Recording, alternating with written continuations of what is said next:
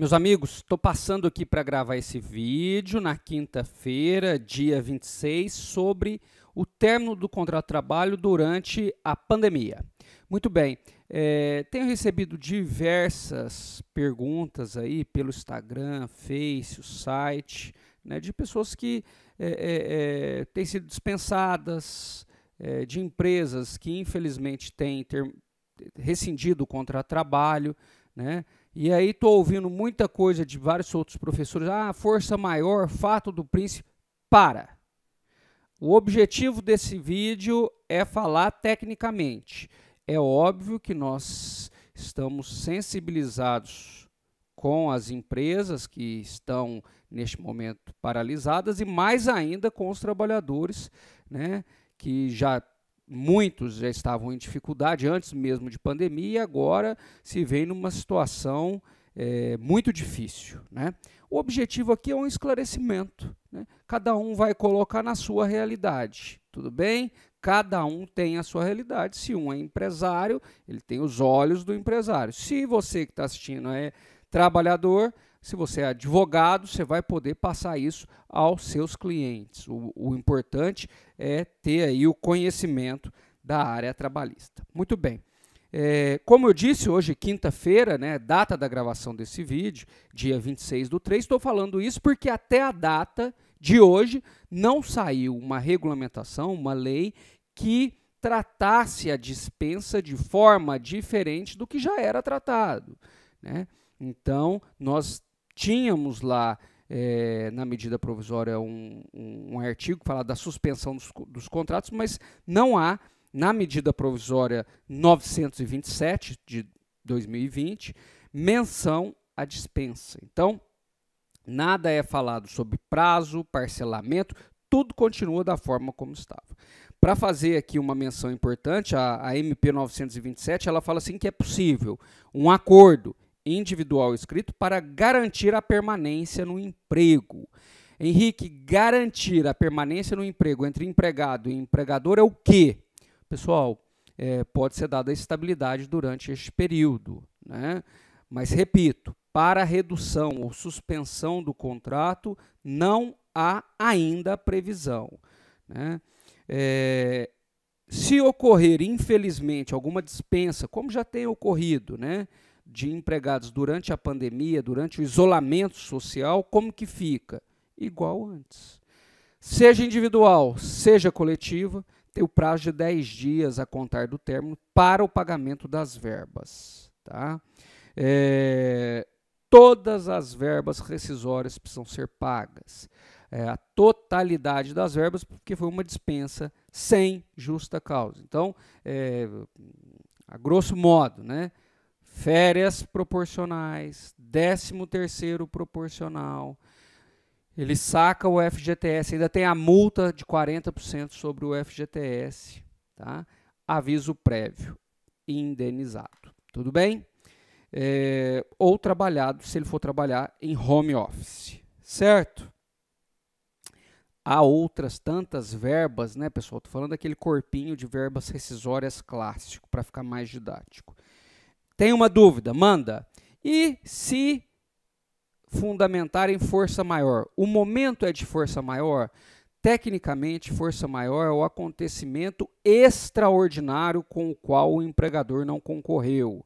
E aí, pessoal, cai como uma luva nesse conceito. O acontecimento da pandemia é extraordinário, ninguém estava esperando ainda mais nessa velocidade e com esse impacto, né?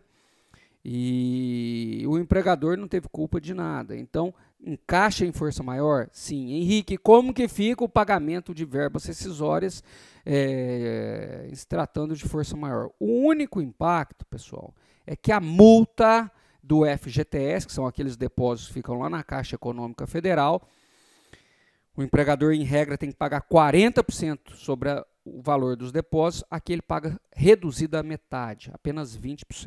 Tá bom? Então, configurado força maior. Dúvida de força maior, eu tenho mais uma. E o aviso prévio, precisa ser dado? Sim, precisa ser concedido o aviso prévio, tá? tem uma única doutrina, uma única autora, né? Ela é falecida, eu estudei por ela e sou um apaixonado pelo livro dela, Alice Monteiro de Barros, uma autora mineira, né, que influenciou toda uma geração de professores, né, membros do Ministério Público, da magistratura, advogados, e ela falava que quando tem força maior não precisa conceder o aviso, mas era só ela, então tem sim que conceder o aviso, e nesse caso aqui a Alice é minoritária. Para a gente ir chegando ao final, e está tudo escrito aqui embaixo, viu, pessoal? Se perdeu algum vídeo, é só acessar o site, o canal do YouTube. Eu tenho deixado, além dos vídeos, material detalhado para quem é da área, tá? Escrevi um artigo até mais longo, detalhado dos impactos, é só pegar lá no meu site. Fato do príncipe. Fato do príncipe, pessoal, é quando a administração pública, seja municipal, estadual ou federal, é a causadora do término do contrato de trabalho. Você quer ver um exemplo? Na época da Copa, o Estado de Minas Gerais, ele desapropriou uma parte de uma avenida dentro de Belo Horizonte para a construção de uma pista dupla que levasse até o aeroporto e desapropriou-lhe uma área comercial. Nesse caso, no caso de desapropriação, o Estado tem que arcar com as verbas indenizatórias do fim do contrato. Então, a desapropriação é um exemplo clássico. Hoje, questiona-se muito esses decretos que têm paralisado totalmente algumas atividades. O Estado será ou não responsabilizado? Nós não sabemos, tá, pessoal? Mas se configurado, agora eu estou falando tecnicamente, teoria, até porque não tem como prever o futuro, o que os tribunais vão decidir, mas tecnicamente, o fato do príncipe encaixa aqui. Se o decreto paralisar totalmente as verbas oriundas da indenização do contrato de trabalho, do término, quem tem que arcar é o Estado. Agora, cuidado, eu vou falar um pouquinho, vou dar um passo na teoria junto com vocês aqui. As verbas que são fruto do fim do contrato, é o 40% do FGTS, pagamento de aviso, tá bom? Isso o Estado tem que pagar. Já aquelas que são fruto do próprio contrato de trabalho, férias proporcionais, 13º proporcional, isso continua com o empregador. Tá legal? Deixei detalhadas as verbas aqui embaixo, lá na descrição. E por fim, né, o parcelamento das verbas rescisórias. Eu tenho um vizinho que tem uma padaria e ele falou que ia dispensar um empregado lá em razão das condições. Eu até falei para ele, rapaz, segura um pouco para ver. Às vezes o Estado vai pagar seguro-desemprego esse período. Calma, né? É um momento aí da gente pensar também, enfim, toda a situação, né? Ele falou assim, eu vou parcelar o pagamento das verbas rescisórias. Eu falei, olha, mas você vai parcelar porque você vai entrar na justiça? Né? Aí ele falou, não, eu vou parcelar. Veja, eu trago esse exemplo do dia a dia, eu acho o direito do trabalho lindo, porque a gente consegue colocá-lo no dia a dia, né? Agora nós estamos vendo como as regras trabalhistas são importantes, né? Nesse momento, o direito do trabalho ficou esquecido lá e até excluído, agora a gente está vendo que ele virou protagonista. Tamanha a sua importância. Como que fica o parcelamento de verbas rescisórias? Não pode ter. Verbas rescisórias tem que ser pago no ato.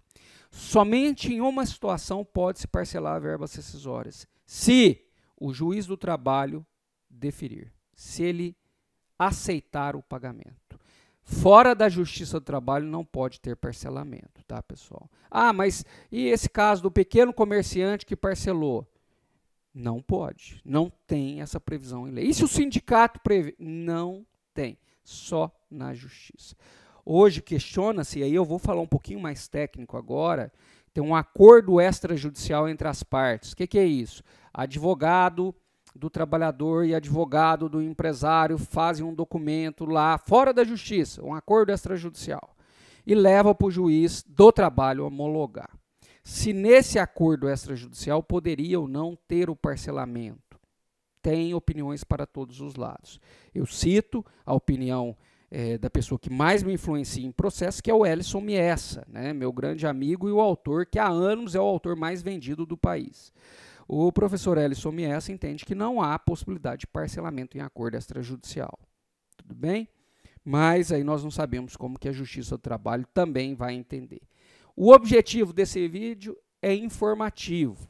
Assim que o governo federal soltar a próxima medida provisória, e provavelmente vai falar de suspensão de contrato de trabalho, como que fica, se vai ter seguro-desemprego, as faixas, vou trazer aqui. Pessoal, eu aproveito o finalzinho desse vídeo, se você é da área trabalhista, está buscando uma atualização nesse momento de isolamento social, tem 2 livros meus que estão atualizados. Um é a segunda reforma trabalhista, que foi aprovada agora pela Câmara, que é esse aqui, ele está super atualizado, é um livrinho fininho de uma leiturinha assim, em 2 horinhas você lê, né? Para você, hora que terminar o isolamento, está bem atualizado. Esse aqui já é mais denso um pouquinho, é o Direito do Trabalho que já vem com a medida provisória ao longo de cada capítulo.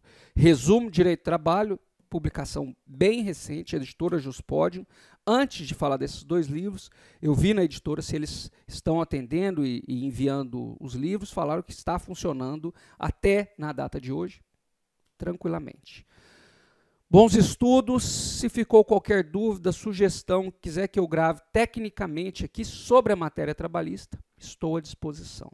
Tem um curso lá no Aprovação PGE sobre as medidas excepcionais durante a pandemia.